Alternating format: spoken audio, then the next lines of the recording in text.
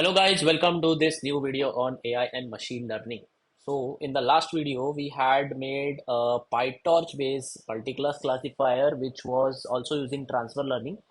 And the goal of this video is to show you how you can make the same with the help of TensorFlow and Keras. Like TensorFlow and Keras is provided by Google and obviously PyTorch is from Facebook. But both the frameworks are very good in terms of their API calls and all. And we will see how to do the same with TensorFlow and Keras in this video. So first of all, let us mount the drive. Okay. By the meantime, the drive is getting mounted. I will also give you an idea about the data set that we'll be working on for this video. All right, so the drive is now mounted, and the next step is that we'll be importing some dependencies. So from TensorFlow, we will be importing Keras, and Keras has this layers model, which will be required for making the model. Then from pre-processing in Keras, we are importing image. From pre-processing image, we are also importing image data generator, which we'll be passing on the training and validation set. From the applications, we are importing this model ResNet 50. You can also use other models like VG16, VG19, NetNet 201, etc., etc. For transfer learning. So that's up to you. Like whichever model you find worthy, you can just load it because both PyTorch and Keras provides the support for them. The optimizer here also we will be using is the stochastic gradient descent optimizer, and from matplotlib importing PLT for plotting NumPy and basically TQDM to capture the time consumption. So we will be loading this. Then we will be passing the data directory. Now this is the data generator part where we are defining the augmentations for the validation and the training data set. So this is how it looks like. For example, this is the data set. It has two folders, training and validation. Inside each folder, there are three folders that are the classes on which the classification will be made, front, rear and side. And on the validation also, it will be front, rear and side. All right, so here we are defining the augmentations. So what kind of augmentations we are defining? So we are defining rescale, we are defining rotation, we are defining shear range, zoom range, horizontal flip, etc., etc. So automatically Keras will get this through the image data generator and do the augmentation for both training and the validation part. And it will also take the target size as 224, 224, batch size is 34, and the class is categorical because we want to classify it in the form of categories, right? So both train generator and validation generator will do this for part, and it will pass the entire directory and do the augmentations over the same and store it in the train generator and the validation generator. So let's run this piece of code. So it found that okay, the validation had like 995 class images which belong to three class. So we got 179 images belonging to three class, and that's for the validation part. Now we will be loading the base model. The base model is a ResNet 50. We are excluding the top weights because we want to fit this model over our own model, which will be just classifying the three classes, right? And the weights we'll be getting from ImageNet. The input shape is 224, 224, that is height, width, and the RGB information, that is 3. So let's load the model.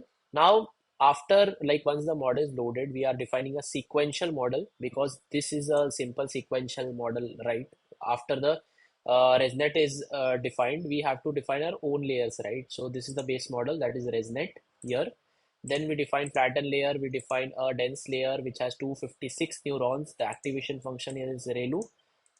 Then we have a 50% dropout layer. Then we have a last dense layer fully connected, which has only three neurons, right? Because we have to classify only three classes, and the last activation function is softmax. Then we can compile the model with this compile method. The optimizer is defined as stochastic gradient descent. The learning rate is 0.01, momentum is 0.9. The loss is defined as categorical cross entropy. If this was a two-class classifier, we would have defined here binary cross entropy. But here it's a three-class classifier, so we have defined categorical cross entropy. And we are defining the model on the basis of accuracy. So we are passing the metrics as accuracy. So the model is compiled. Now we will go into the training part. So in the range of number of epochs, we'll be fitting the model and we'll be appending the training loss, validation accuracy, validation loss in the this list so that we can plot it later. All right, so we run this thing and wait patiently for this to get completed. All right, so we are almost done with the training part. So we have completed like 25, 21 epochs. So four more epochs left. So you see that after a certain point, the loss for the training has like become constant only, but the accuracy for validation has also become constant. So that means that there is no juice left in this model after a certain point. But we'll see the graph and try to figure out that what's happening with the accuracy and loss. All right, so this is complete. Now let's try to plot the graph for the same. So it shows that the loss, that is training loss and validation loss, that after some epochs, one or two, it went to very low number. That is actually very good. That's a perfect thing.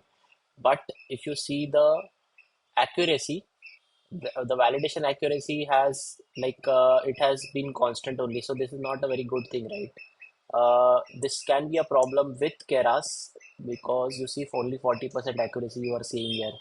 That is not what we intended. The model that we had made with PyTorch was pretty better than this one, and the results there was also better. But whatever, you can just change around, play around with the parameters, maybe change the DenseNet, ResNet to DenseNet or something like that for the transfer learning part. So that is not the intent of this video. I'll just show you to prepare the model, and then you can save it with the help of model.save in the form of H5. So TensorFlow models are always saved in the form of H5. Once that is done, you can just pass a new image. You can load the image with the help of the image that we had earlier called, convert it to array, do expand names on it, normalize it, then model.predict, pass the new array, get the argument. So this belongs to class, what say, 0, but we don't have the name here, right? So we have this code for that. You just load the model, you have the class names, then do the same thing, get the prediction, and then you can also display it and see how it looks like.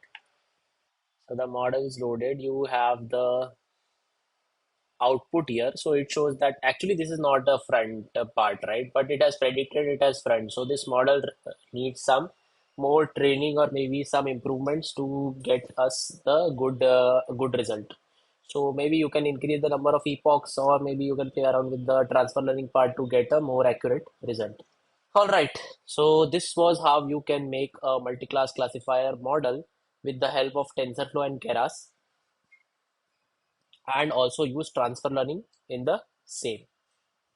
So I hope that this video was useful to you. The next video we'll be doing a direct time to time comparison for training between TensorFlow and PyTorch over the same dataset, and we'll just try to see which is the winner. If you like my work, please do hit the like, share, and subscribe button. In the next video.